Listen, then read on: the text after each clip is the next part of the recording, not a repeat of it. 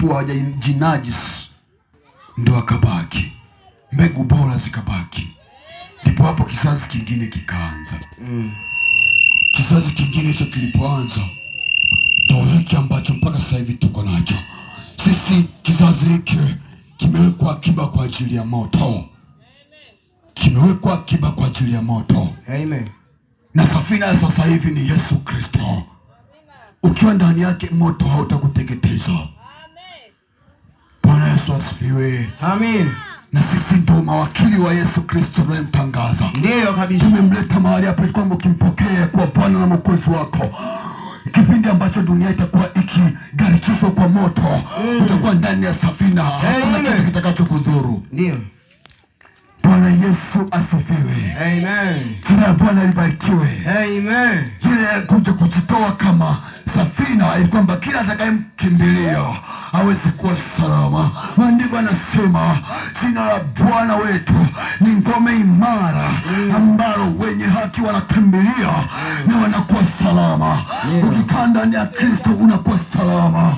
Vibaraka vya shetani vinakuwa vina uhalali wa kuendelea kukutesa. Magonjwa yanakuwa yana uhalali wa kuendelea kukutesa. Bwana Yesu asifiwe. Kama inakuwa ina uhalali wa kuendelea kukutumikisha.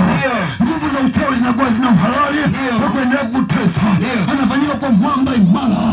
Kila lilo baya halitapenya ndani yako, sababu yeye anakaa ndani yako na unakuwa ndani yake. Hapo ndani yake unakuwa salama. Haleluya. Amen. Ndani yake unakuwa salama. Kwenye dunia ambayo haina usalama, ndani yake unakuwa salama.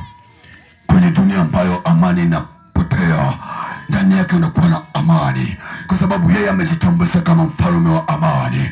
Ukiwa ndani yake unakuwa na amani tele. Haijalishi dunia itakuwa inapitia nini, lakini yeye atahakikisha na kutosheleza kwa amani. Haleluya. Amen. Bwana Yesu asifiwe. Amen.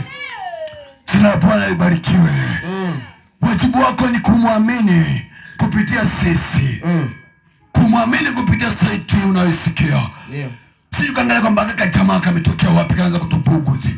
Hapana Bwana. Sizungumzia hata yanayonihusu, kwa sababu sitaki hata mnijue. Nataka mjue Yesu nilembeba na kumleta mahali hapa, kwa sababu yeye ndani yake ndimo kuna uzima. Mimi sina uzima wa kukupa, lakini ukimpokea Yesu Kristo akafanyika kwa Bwana na Mwokozi wa maisha yako, utaishi tena. Haleluya. Amen. Bwana Yesu asifiwe. Amina. Jina la Bwana libarikiwe. Amina. Ndio maana sijataka hata mnijue kwa majina yangu. Majina yangu hayafai kitu. Liko jina